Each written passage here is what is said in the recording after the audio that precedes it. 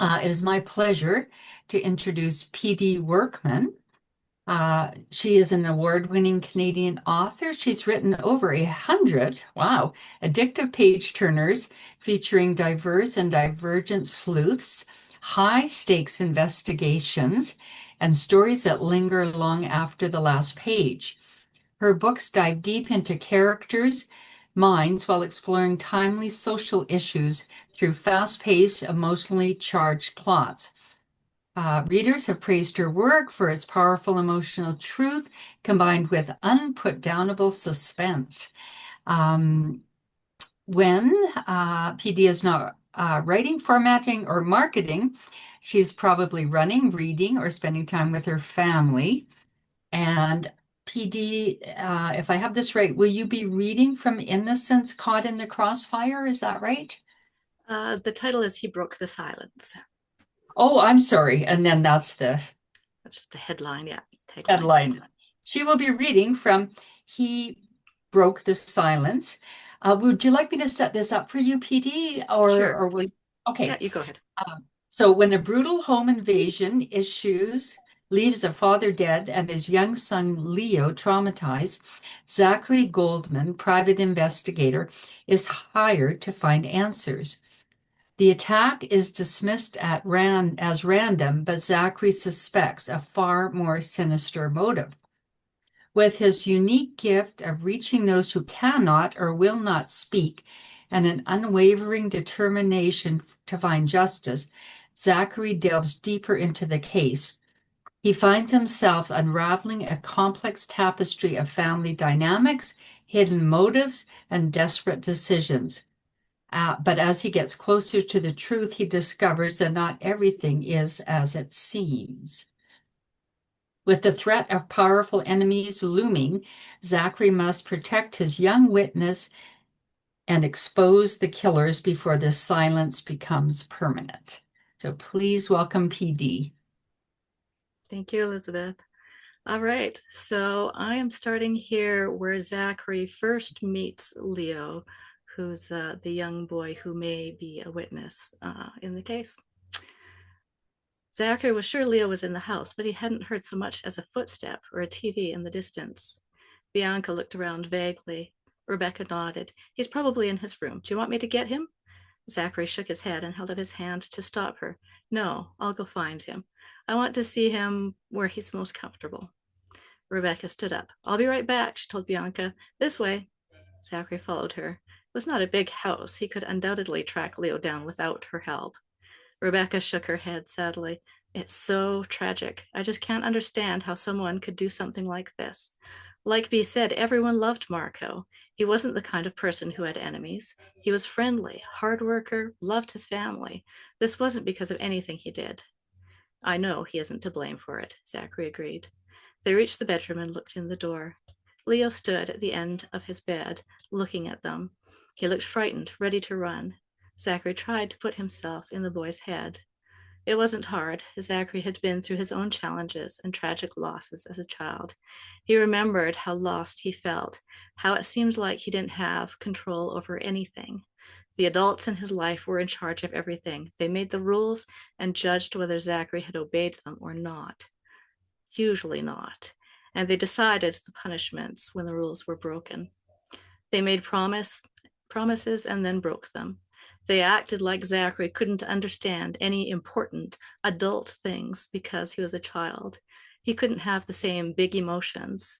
He didn't have the weight of the world on his shoulders. Only he had. He'd felt responsible for everything, in control of nothing.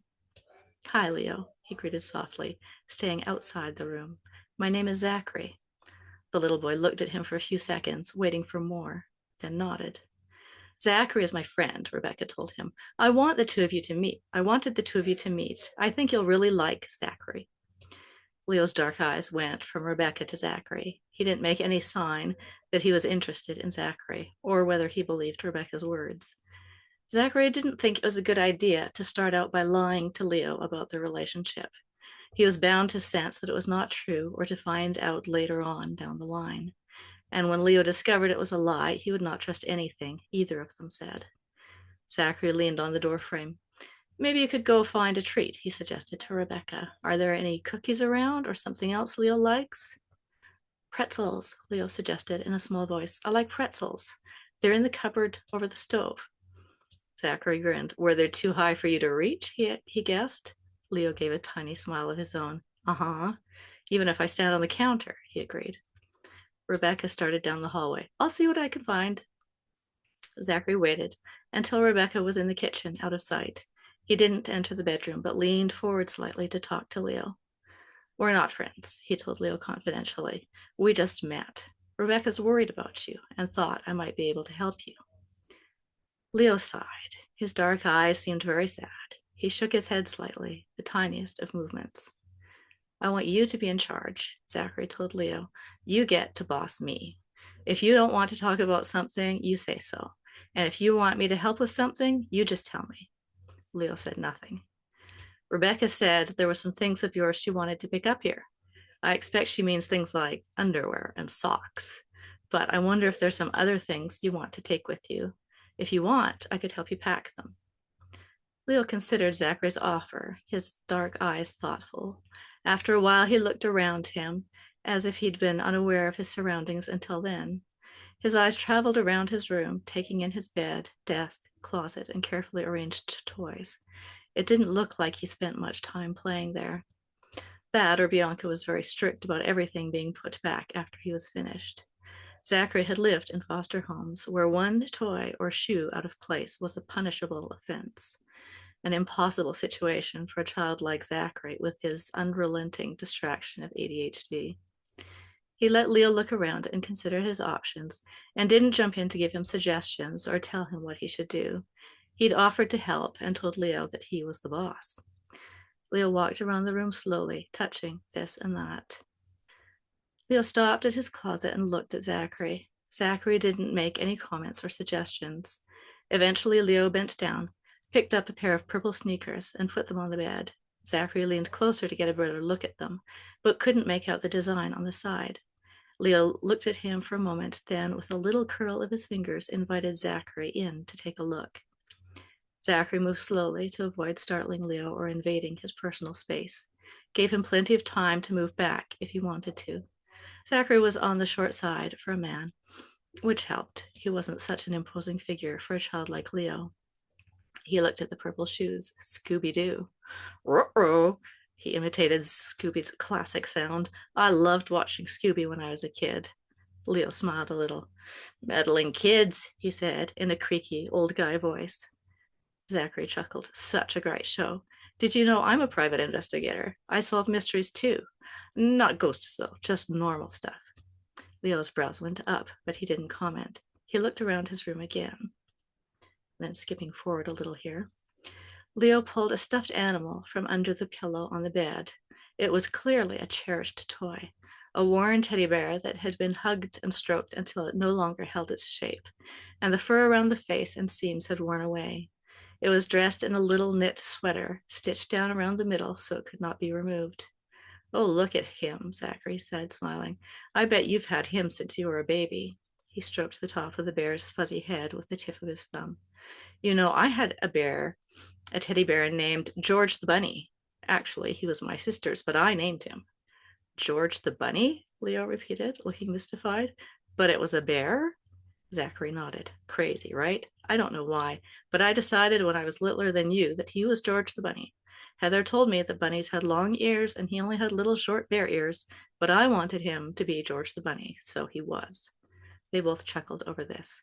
Leo put the bear down beside the picture and the shoes. Berry Bear, he informed Zachary.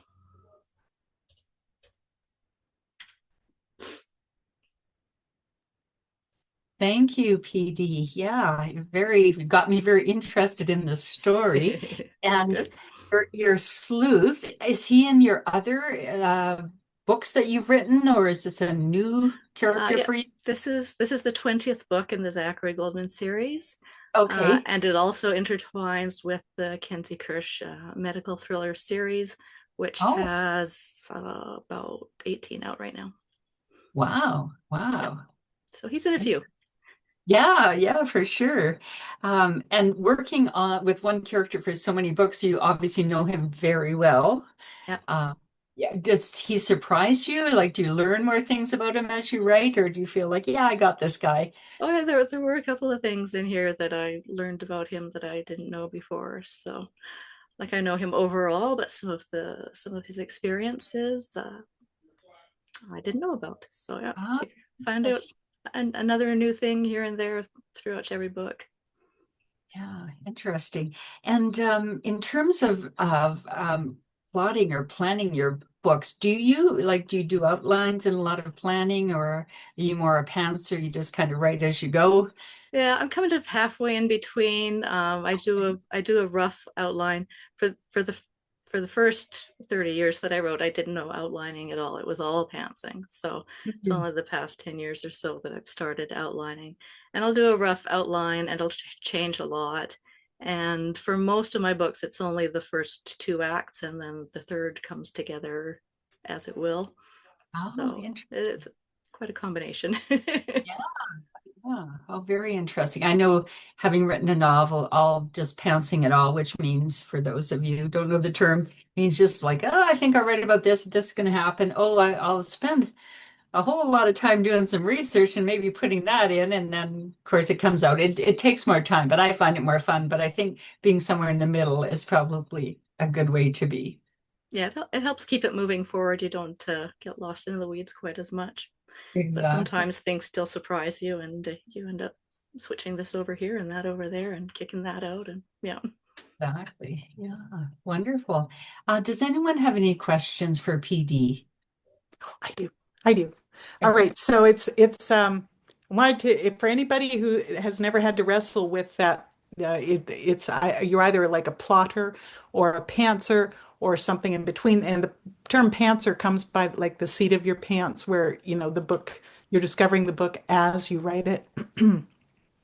What I found with nonfiction is I couldn't possibly be a pantser. I had to be a plotter, despite my best intentions to just take off and see where the moment took me, because my books were so loaded with historical details that had to be organized. So it forced me to be organized. PD, how do you keep it fresh when you have, obviously, you're having success with these two different lines, especially, and was it a Lindsay? What was the second one? The Kenzie Kirsch is his girlfriend, who's Kenzie a Kirsch. medical Okay. examiner. Yeah. All right. Kenzie Kirsch. And then this guy, how do you keep it fresh when you've got so many books and you've kind of revealed, most of his personality or whatever. I mean, what keeps you with staying with those characters repeatedly? Is it that readers have fallen in love with them and you stick with what works, or have you just made a big commitment? Yeah, it's a combination. I love these characters and I like putting them in fresh new situations and seeing what happens and that kind of thing.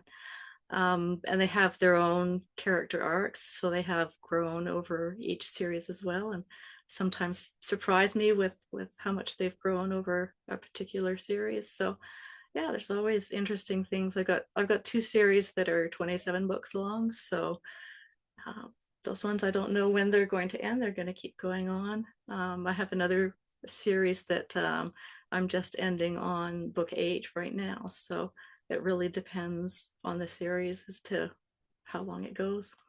We'll see.